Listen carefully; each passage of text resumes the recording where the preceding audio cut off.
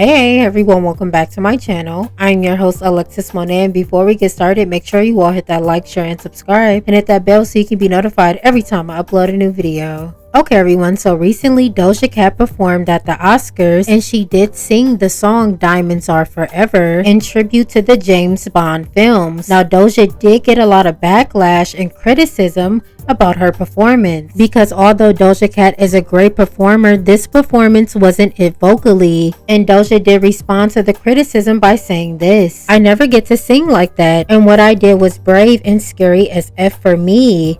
I know a lot of people didn't like it, but a lot of people did, and I feel good that I pushed myself. I can't wait to do something like that again." Now, in my opinion, I do commend Doja Cat for even coming out to acknowledge that this performance may not have been the best from her, but as I said before, even in previous videos, I do believe that Doja is one of the best performers to date, but this performance just wasn't it. I believe Diamonds Are Forever is not a song that Doja Cat can sing, and it wasn't in her vocal range. Now, can Doja sing other songs? Yes. Can she perform better? Yes. But I do believe all artists have their good and bad performances, and this does fall under that category, but Doja will bounce back. Now, moving along to Nicki Minaj. Now, although Nicki claims to be on hiatus, it does seem like she is still outside dropping music. Now, Nicki was recently featured on a song called Carry It with a Caribbean artist named Bungie.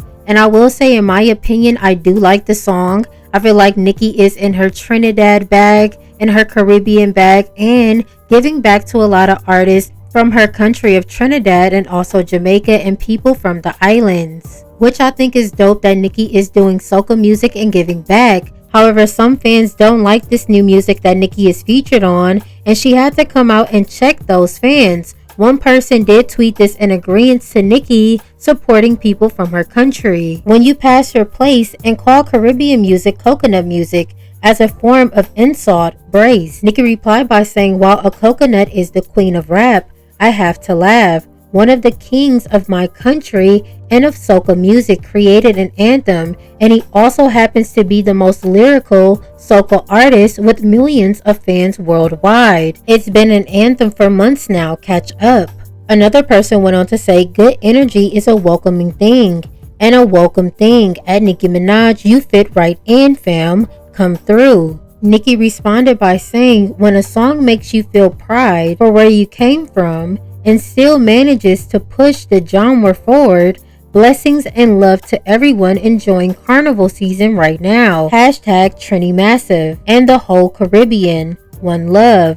Doing another mix of it so that it sounds even better on streaming." Now, shout out to Nicki Minaj again for even supporting other Caribbean artists. Nicki is from Trinidad and she does often support her country and does shout them out anytime she does good. And people calling the music that she is doing soca music, coconut music, is very insulting for the country and just people and artists who are in that genre. If you don't want to hear the music, simply just don't listen. And Nicki does drop other music. But moving along to Cardi B. Now, it does seem like Cardi B and her bots were exposed on Spotify with her most recent single she was featured on with Partisan Fontaine called Toot It Up. Now, it was reported that their single had over half of its streams removed yesterday following Spotify making changes to many songs' lifetime stream counts.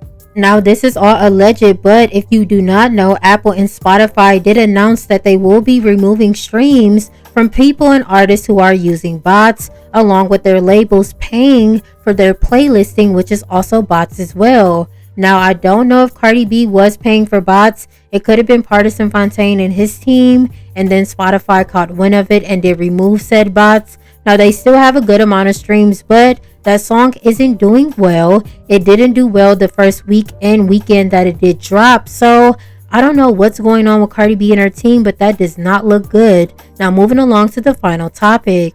Now, Milagro Gramz, who runs the platform Mob Radio, is being sued by Megan Thee Stallion for defamation, cyberbullying, and harassment. Now, Milagro is going to fight Megan in court, but she will need help with her legal fund, and she did post a GoFundMe for people to donate to her legal fund, which can be found on all of her platforms, and I do believe this was a smart move on Milagro's end. Now, Millie has raised a good amount of money to go towards her lawyers and to fight this case. Now, do I think Millie will win? I don't know. We will see in court, because we all know that Megan does have Roc Nation behind her, and Megan is being represented by Alex Spiro, who also represented Jay-Z in the lawsuit against the very well-known, in my opinion, ambulance chaser lawyer Tony Bugsby. And Alex Spiro did get that lawsuit dropped and dismissed with prejudice. So I don't know how this is going to go in court, with Megan having this big time lawyer,